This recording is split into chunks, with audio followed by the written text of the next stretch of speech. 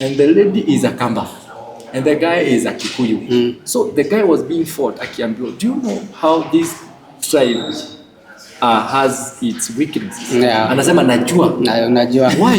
Na unajua pia. I don't want to be fought by that. Yeah. So si unawajua? Yeah. So that challenge, the guy got into that relationship akijua anaenda to fight this battle. Silence every other voice that is applying negatively into your life. Yeah. And always reject any voice that is negative. Yeah.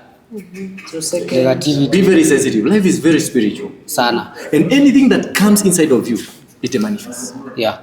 So whenever a negative word penetrates into your physicality or into your spirit, it starts manifesting negatively. So whenever I hear, Abel, you cannot make it, I reject, I renounce, I rebuke. I am declaring I am going forward. I am going to make it. I am an overcomer. I am at the head and not the tail. I am above and not beneath. I am the promises of God are yes and amen. I cannot be a failure. I am victorious through Christ who makes me strong. Yeah. Amen. Actually, I believe. So the devil has got no chance. Has no chance. Hi, my name is Faith. I'm a nurturer. I help people grow, maximize their potential, discover their purpose, and deploy it. Thank you so much for working together with us in this session. Please follow, share, and subscribe to Truth Findings podcast. Bye.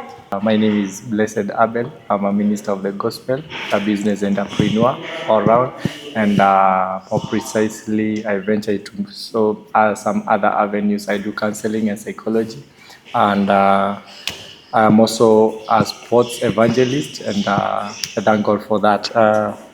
Guys, thank you for tuning into this podcast. May God bless you and expand your boundaries. Hi, my name is Jacqueline Ribon. I'm born again and I love the Lord. I'm a minister of the gospel and a fashion designer. Follow this page, like, share, and subscribe. God bless you. Hi, good people. My name is Hamilton Minor. I'm a coach. I'm still a student and an entrepreneur. So thank you for listening to us and like and subscribe. Wakati uko juu sana na unakuja unaanguka all of a sudden, unajipata kujikubali na kuanga ni ngumu. So unapata ile scenario where I'm accepting that this is my new life. Yeah. I need to relocate from where you're living. And before you accept it, kwanza ushakalia deposit imeisha, kwanza kuarias zinaweza kukukalia, umeshinda mpaka landlord anaanza kukusafu. Still you're still holding on. You're still trusting, and now because we are Christians, we're still trusting God. A door will open to favor me. Now you see, now the problem we as Christians, we spiritualize everything instead of creating realia in our life. And the reality is you are down, but you don't want to accept that you are down. And that is what brings us more down. Go deeper, and then by you trying to fight with the reality of life, where you're not stable, and trying to rise up to fit in, to live in that same lifestyle again, unaingia kwa kitu inaitwa loan and debts. So you're trending from maybe you are at 50%. You get all the way to zero, and then you start taking loans and debts from friends. After having achieved loans and debts from friends, you start even taking loans from banks and microfinances and the security of your house commodities, and maybe kama uko na gari ama shamba. So you're trading not on a 50% again, at a negative. Yes, because now you're being owed by microfinance, you're being owed by your owing bank, you're owing friends. So now you even get to hideouts. Because ukikaa hivi simu ndio hiyo bank, ukikaa hivi auctioneer ndio huyo amekuja, ukikaa hivi ndio friend amekupigia. So you live a life full of pressure. So now, mind you have still not accepted the reality of life that has hit you and you are grounded. So now not only being grounded, but now you're even negative. Maybe na lead to depression bado. That is when now you get to depression. By the grace of God, if only God's grace can be upon you, that is when now you if God will be like, if you will be lucky the grace to be upon you, utajigundua tena. Yeah. Uanze tena from zero. Uanze kujikubali, I can do anything small. Maybe for instance, unaweza anza hata kufanya makanga tu. Maybe relocate. Yeah. Ama hizo vitu zichotwe, uwe ubaki zero. And more precisely, ukiwa umeoa, ni ngumu sana ku-maintain bibi. Ataenda. Zamani. Tabu sana. Ataenda. Hata kutoka pia. Huyu women. Wanakaa hapo based on your provisions. But it's 1% of women who can stand with you at that moment. Yeah. So most of the people, they either take the family to Shago kwa wazazi. Alafu urudi uji-establish them. Now, based from your question, unafikaga aje ndipo uanze tena. Ni shida ili kufundisha. Sababu kama hutakufa, ni utaanza chini tena. Ask that because shida ikikuja puts you in a pressure and you put yourself in more debts, more loans, and you find yourself you don't even want to associate with people. So what I want to know is what happened. How will you start all over again? Yeah, and what happened to push you to come against all that pressure and changing everything to a point that now you believe yourself, because that pressure you are fighting within yourself. Yes. So you are fighting it inside you and even on the outside, because you no longer have the same friends again. Yeah, you no longer, no one believes in you, and everybody else has tarnished your name. Even in the church, it starts rejecting you. Kwanza hapo ni normal. Especially after divorcing. Yes. And now you're the ridicule, you're mocking. You are a servant of God. You are a minister of the gospel. They start saying, if at all you cannot administer your family or your marriage or your wife, are you going to assure us that you can minister to us? It becomes hard. So kujikubali ni one. Number two, you silence any other voice that is speaking in your life. That is in your spirit, physically and spiritually. Yeah. And because that is when now the devil comes and tells you you cannot make it. Yeah. The devil now comes and tells you the only thing that is remaining is to kill yourself. Now that is where now suicidal thoughts starts coming in. That is the devil now preaching to you. And rejection comes in now. The family starts rejecting you. Even your mother will reject you. And the church and the friends, everybody rejected you. So now it's upon you now. By the grace of God, the mercies of God, you need to silence any other voice. Yeah. And any other voice that is coming contrary to your belief of rising again, silence it and make it null and void. Yeah. And now you start recovering and healing journey from there. And now you start planning yourself from small steps, baby steps. Yeah. You start walking, baby steps, holding mahali, unajishikilia mahali. You start like a broker again. Yeah, you know, a broker is a person who requires no capital for you to establish a business. A broker ni yule msee atasema tag kama hizi zenye mko nazo. Mimi nasikia Sama anasema nataka tags. Mimi nakuwa remote resourceful. Namwambia I know where to find the tags. Yeah. And then namwambia anakuuliza hizo tags ni pesa ngapi? If I told maybe ziko 1000, namwambia ni 1500 set. Your doesn't. So I know I'll find it somewhere with 1000. Yeah. But I've told him 4500. Yes. So I'll have a profit of 500. Nimesukuma hiyo siku. Yes. So that is free capital. So naenda pale hivyo naambia ule mtu niuzie hii kitu 800. Ni sample napeleka mahali ya kazi. Anakuambia ni sawa, kama unanunua dozen sawa. So unapewa zile vitu. Namwambia hata unaambia Sam, weka 1500. Aone the genuineness of the deal. So mimi nimedhokoma pesa ngapi? 700. Yes, 200 ni fair. 500 ni pocket. So si tumeendelea kurecover.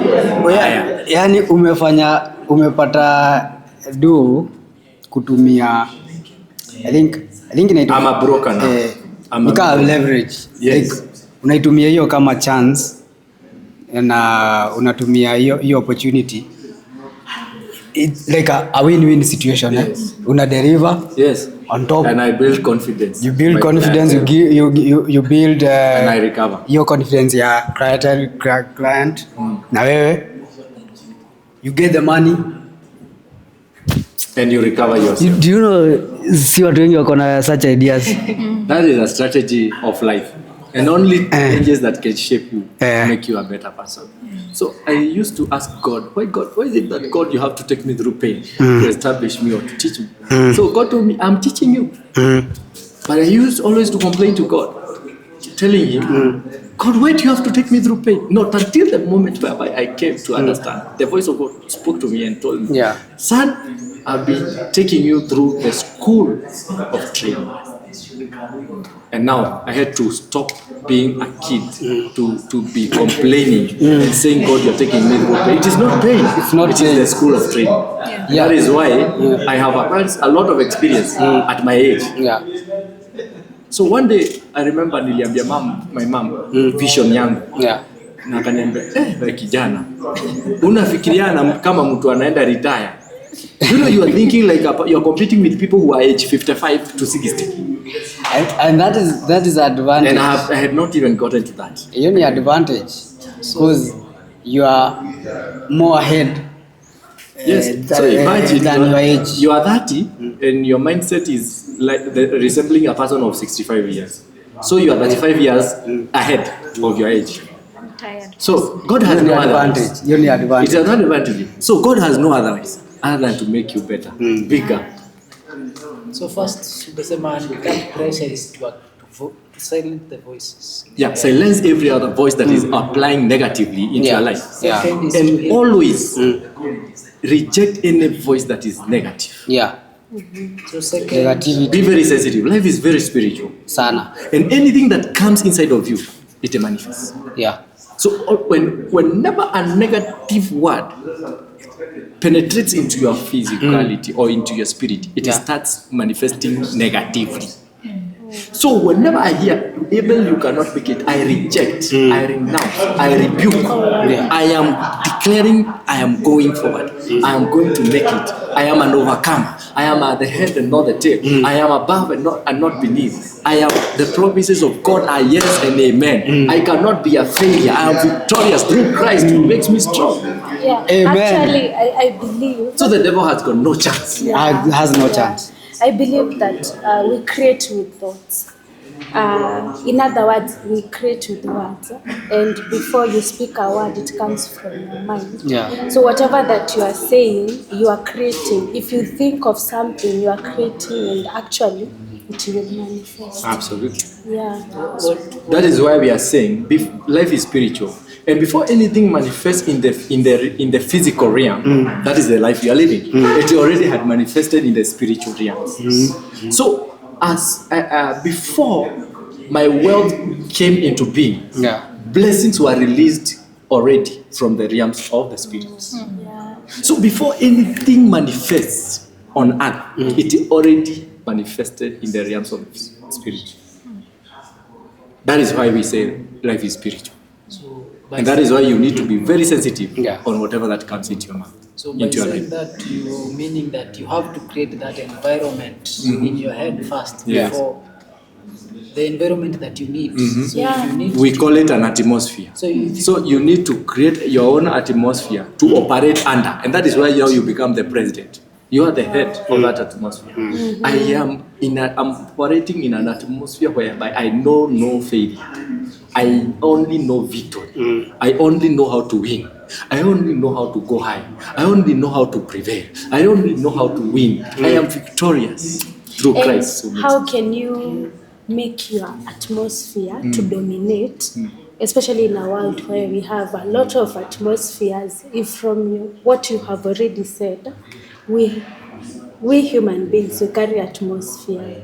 So you expect to meet many other atmosphere. You might be having positive affirmations about yourself, but your surrounding is somehow not aligning with your atmosphere, if I may say so.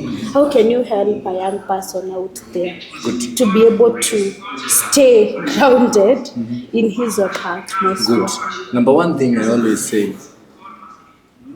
we always say, show me your friends, and I'll tell you who you are. The kind of people you are associating and interacting with, they are either going to build you or demolish you. Yeah. You see, if I am a believer and I am interacting with the ungodly, the high chances are I'll be pulled to the ungodly. Because the wicked force always comes with a lot of strength. Yeah, a lot of strong. So it's a scenario where a Christian is a person who is operating at a higher level. Maybe ako kwa ghorofa juu. Yeah. Alafu the one person ako hapa chini. Alafu wewe unasema mimi naweza mvuruta. Unamrushia kamba. Nani ukimvuruta hivi? Wewe ukiwa kwa ghorofa juu, yeye ako chini. Nani ako na chances za kurudi chini ama kuinuka juu? Good. Because wewe utakuwa ukifight against gravity. Gravity haikuruhusu ukae juu. Inakwambia rudi hapa utoshane. Yeah. So that is it. So if you be very discerning on the type of people you are bringing into your life. Yeah. Number 2, choose your battles wisely. And before now we get to number 2, we can push to number 3. Number 2 is understand your battles. What are you fighting? You know, we might be fighting spiritual battles physically. And we might be fighting physical battles spiritually. Maybe you are lazy and you are there now praying and Against the spirit of laziness. And you are expecting this laziness to manifest good fruits. It won't. So it's upon you to eradicate the spirit of laziness. Yeah. And then pray for God to enhance that what you are working. And that happens a lot. God will reward the work of your hands. And when you are lazy, what are you expecting God to reward? The diligent person will do the hard, but the slothful or the lazy person will become a slave. That is it. And that is why the slavery we are talking about is majority of the people, and more precisely people of our age, and more exact, I am talking about the ladies. They believe in being given. You see, and that is why the story of Babas inakuja.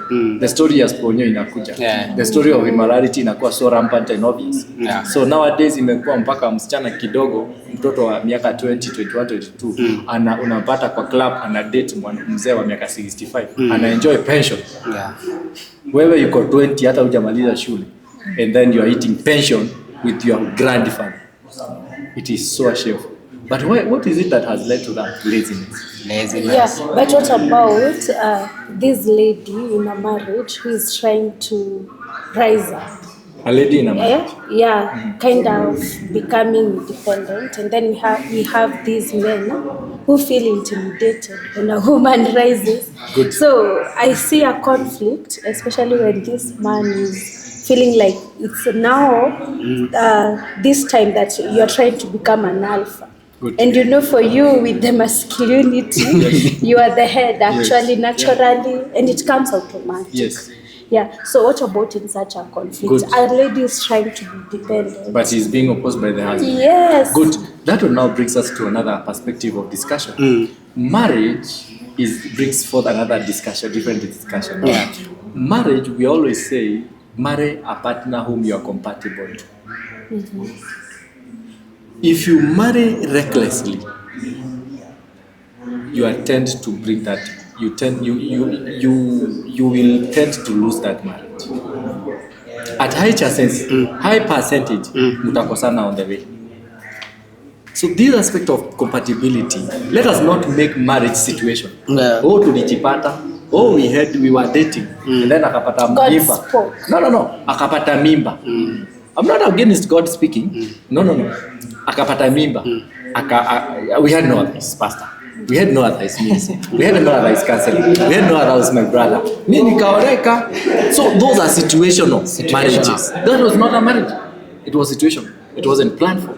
So you just found yourself. Maybe you are dating and then you are courting, and then all of a sudden you got pregnant. We had no otherwise. Your mother amekufukuza, mimi nimeona nitaluzu dem na tumeingiana kidogo, amekuwa mpenzi wangu, nakuwa anakwenda kwa nyumba. Then on the way as we journey together. Marriage is a journey. You see? And that is how you are told. This aspect of compatibility is very important. Incompatibility in what aspect? Unapata for instance, unapata kuna battles zinaingia kwa marriage, unasikia maybe men wanapenda kuwatch football. Ladies wanapenda kuwatch kumbagia and stuff. Okay? So unapata kutakuwa na conflict of interest ya hiyo remote. Watoto wanapenda kuwatch cartoon. Yeah. Then all of a sudden, me mzee obviously utakimbizana na watoto. So uta walk out uende kwa another place to where you can view you guys are watch your ball. Yeah. Then unapata mimi because I love my wife. Namwambia babe, you can accompany me. Twende tuka watch ball. Yeah. Unasikia ukiwa unasumbuliwa. Good. Sababu si interest so yako. utasema ameenda tu. It's not my thing. You're giving the devil a chance. Okay? Because that man will go out saying my partner doesn't like moving around with me. Yeah. But I'm just speaking my mind. That You're is just who I speaking am. your mind. Wow. And then, if we have to sort it out, then buy your own TV, put it on the bedroom. On the After bedroom. all, I There believe is the this- house has many rooms. There is this So- thing that is called loneliness. So when you tell me to go in another room, maybe I'm wealthy enough. I might even build another room. Kando, niko nje, ama niende SQ. But I also feel in marriage, now because we have entered to marriage, I feel like sometimes you have to be lenient by You see just now, for instance- accommodating the other person, Good. putting your interest down and trying to put yourself in the shoe of your partner and just allowing him be. Just allowing you be. Yeah. Okay? So when I get now from the movie shop, Yeah. maybe watch huko, na meet na friends. Maybe Sam anakuja na wife yake. Maisha anakuja na wife yake. Mimi niko pale peke yangu hivi. Umezubaa hapo. Nyinyi mna celebrate huku mpaka mnahagiana, mmevaa mpaka jezi za couple golf and stuff za team zenu mna celebrate. How do you expect me to feel? Feel outside. That is one. Oh. That is not. Let us just call it an let it pass. What's the we, solution? We come to the other thing. Maybe nikikuja kwa nyumba, I love politics. For instance, maybe tuseme sijasema nimeenda sipendi hata. Maybe napenda politics. And then nikienda kuongea na wife, ulisikia? Uliona? Sijui. And then you're mentioning those political parties and the countries. I don't like this thing you're talking. You're making a lot of noise to me. Keep off. So I'm like, this lady is repulsive. You need to fit in the shoes of that person. And you need to give that person that company. And Does that solution is- mean if you are walking 5 steps ahead of me, I should at least be in the 4. 3 steps Yes, to be together able at to par, to try align? to come closer to me, we be at par. Oh, so that if you are maybe working towards being updated about, let's say, like a topic on politics, I need to be updated as well. Yes, kuja to hata be sema, able- you're not only being updated. Come and listen to me. That's why we are having silent marriages, I think. Upatangi, unapata tumeenda mume. You have no Tena topic. ingine shida inakuja. Huyu anakuja na wife yake. Huyu ni wa Manchester. Wife ni nothing hard. Hajui anything kwa nini. Then she cannot mention Hata hajui any nini. player. Hajui hizi vitu zinasema ni nini. So unasikia wife anasema. Kuna friend yangu alikuwa na watch ball. Unapata wife yake anasema, akiscore yeye ana celebrate. Hii kiscore ana celebrate. Wewe uko wapi wewe? Gani? Uko wapi? So baadaye tena wanaweza kukosana. So hivyo unasema kama mzee ako 5, jaribu kuje 3. Build yourself to get there. Because again, you don't need to compete with him. You don't Because compete. you have to give him the space. Yes. And mind you, do you know why the story of cheating is coming in? Because I look now for a compatible partner. And hapo ndo napata bestie. Bestie. No, bestie. A listening ear. An extra ear. And that will be a replacement of you. Yeah. And mind you, maybe we have not even got into the intimate relationship. But I just had a bestie friend. Yeah. And she knows that I'm married. And maybe she might even be married. But because she's suffering from the same disease, amepata pastor. Bestie pia. Bestie amepata bestie. Person of my tribe. Then now the immorality starts now. Alafu wanaanza kusema ile story ya sahani safi na safi hazipatani. It is immoral, it is ungodly, it is wicked. It shouldn't be justified. It shouldn't be justified. I'm not against, but what is it that brought that trouble? Niyo Compatibility. There was no compatibility, and you are not even interested to be compatible to your partner. You just let it be. Anasikia kuongea, let it be. Anasikia akitoka kwa nyumba ati anaenda kazini, uweze ukampigia simu, let it be. Unasikia utampikia jioni, utampea chakula, utamfungulia, anafunguliwa na mate. Wewe umerara. Endelea tu. Unakuja tena, unakaa tena, unasikia sijui mimi nafika kwa nyumba, wife yuko, wife amelala, mimi nasaviwa na maid. Mimi napewa maji ya kuoga na maid. Ulikuwa wapi? Unalala. Then I'll start seeing a new character. And that maid will now be more qualified than you. And that is now when you have, because you are reluctant to your duties. But nilikuwa na swali pia kwake about the independent thing. Bado hiyo ni point, but nilikuwa nataka utueleze independence kiasi gani, like unajua kuna this modern generation ya madem sai wanasema they're calling themselves boss ladies, they want to have their own money, and when yes anafaa kuwa na do yake, but hiyo do inafaa kusaidia pia familia, like you guys mna set on the table, nasema you're going to set these things to cater for this and that, naona just venye tunaambiwa you become one. So why should you have independent a pool of money ama businesses on the sidelines? Hiyo sasa ngoja nimalize. Hiyo sasa inafanya now dem anajiona for one the role of man anakam into your life kuwa provider, si ndio? Na hiyo ndo bado tumeambiwa in the Bible, you become the provider, and now she is providing for herself. Na hiyo ina eliminate the need of a man in her life.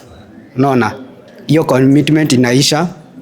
Na now she feels she is not worth to commit to a man, but she's obviously anatafuta more options outside. So hii inachangia sana a lot of women and a lot of guys kuseparate between now the marriages zina break due to hiyo lack of kuelewana what role yeye anafaa kufanya, na yeye na her mindset ana push hiyo agenda ya I want to be independent, I want to have my own money, I want to do everything for myself. Yes. No. Yeah. To answer on that, I need to establish my answer from the point of the origin of that problem. Yes. Because there is somewhere that problem came in from. Yes. And more precisely, that problem comes in out of this aspect of pain, heartbreak. Yeah. Maybe that lady was hearted, and most precisely, these are single ladies who would say so. Yeah, majority. And majority of the people who have such statements and who have such thoughts or decisions, they are people who've been into marriage or in toxic relationships. To an extent, they have now found it's better to live alone than to live with a man. Yeah. And vice versa is also applying. Yeah. A man is saying it's better to live alone than to live with a woman. Yeah. All this is being brought because of pain and heartbreak. Yeah. If we can try and fight the heartbreak, Yeah. When a relationship becomes self-centered or one-sided, it has to die. Yeah. Because if I love you, I should mind about your feelings. Yeah. If you love me, you should mind about my feelings. Yes. So there's no reason whatsoever that is gonna justify our breakup. Yes. Because when I see a loophole trying to break up our marriage, you will come through for me and raise the marriage up. But when you give up and throw the towel, you just allow it to be. So even if I put whatever kind of force to make that marriage stand or work, it won't work. Because it is one-sided. Marriage is battle between two for a common goal. Yeah. And if our goal is to make this marriage work, there is no reason whatsoever that is going to come in between ourselves that should separate us. For instance, I have a friend of mine who says there is nothing whatsoever that can break their marriage. Hata immorality ama nini, marriage yake itasimama. And akapata a husband mwenye anasema kama yeye. And the lady is a Kamba and the guy is a Kikuyu. So the guy was being fought akiambiwa, do you know how this tribe has its weaknesses? Anasema najua. Why? Na unajua pia. I don't want to be fought by that. So si unawajua? Yeah. So that challenge, the guy got into that relationship akijua anaenda to fight this battle. This lady dated this guy knowing he is a priest. He is a prophet. But akijua ya kwamba prophets get attracted to this other gender. Pastors get attracted to this other gender. But his students say, my marriage shall work. Come rain, come sunshine. And there is no reason whatsoever I shall bring down my marriage. And with that, they have walked the journey through together. Amen. They have always won. And there is true marriage, there is relationship, marriage works. Marriage works. To add on that, me and married. And one time I went to ask for advice. And this is what I was told. Saying you love someone. You have to give up yourself for her. And the same has to apply for her. He has to give up herself for her. So when one is giving up the other one and the other one is not doing the same, it will never work. So both have to come together. So you have to give everything to make sure that the space I'm having with you, no one occupies it. You will never go to ask anyone else help. And if tutafika hapo, it has to come through you. And the same with her. It has. So marriage is not something I can decide. So ukisikia mtu anasema I'm independent, run. A pastor friend of mine once told me that wakati alioleka na husband wake alijua kuna changamoto na kuna vitu mingi atapatana nazo kwa ndoa. Lakini alijiwekea msimamo ya kwamba mimi hata nione mwanaume mwingine mzuri kushinda mzee wangu. That is a scam. Alijiwekea akasema hiyo ni scam. Hakuna mwingine mzuri. Hata akuwa ana drive gari gani na wangu ana ride bicycle, wangu do the best. Marriage basically I can put it like marriage inafaa ikuwe ni kama mtoto mdogo. Mtoto mdogo hata sahihi, for instance mtoto wako aende kwa president, achukuliwe na president aambiwe unataka ukuwe mtoto wangu kuanzia leo. Atasema no, I know my daddy. I go back to my daddy. Sasa hiyo wewe unaishi ghetto. So mtoto is so genuine. That is the genuineness that we are calling for in marriage and in the relationships. Relationships are working. Dating lives are working. And even people are doing great things while they're still dating. They're still true dating. But under the aspect of compatibility. If we are not compatible, there is nothing that is going to grow up between us. So maybe we can tackle one question about business. As we went. What is the best advice you can give to the startups in business? As a business person, I can basically say you need to do research. You need to study sequences. You need to study seasons. It is not all businesses aligns good into all seasons. There are seasons, for instance, tunasema kuna msimu wa maembe. Na unataka maybe kuingia kuzanga maembe. You cannot get into a season ya plums. Season ya plums ni ya plums. So wewe uza plums. Sababu ukianza kusema mimi nataka kuuzaga maembe, utatoa wapi? So you need to study the seasons. You need to study the sequence. And the patterns. Okay, maybe the last question. Which is this kind of a business that works in all seasons? Good. There's no business we can say it works in all seasons and it doesn't work in all seasons. It all matters. What matters a lot is the establishment. the base that you have created for that business. Yeah. It is what is going to sustain it up. The business is just like building a 50 floor. Ukijenga nyumba ya floor mingi juu, ndivyo msingi dhabiti zaidi itaenda chini zaidi, ndivyo iweze kujikimu ile uwezo wa kukimu hiyo mnara.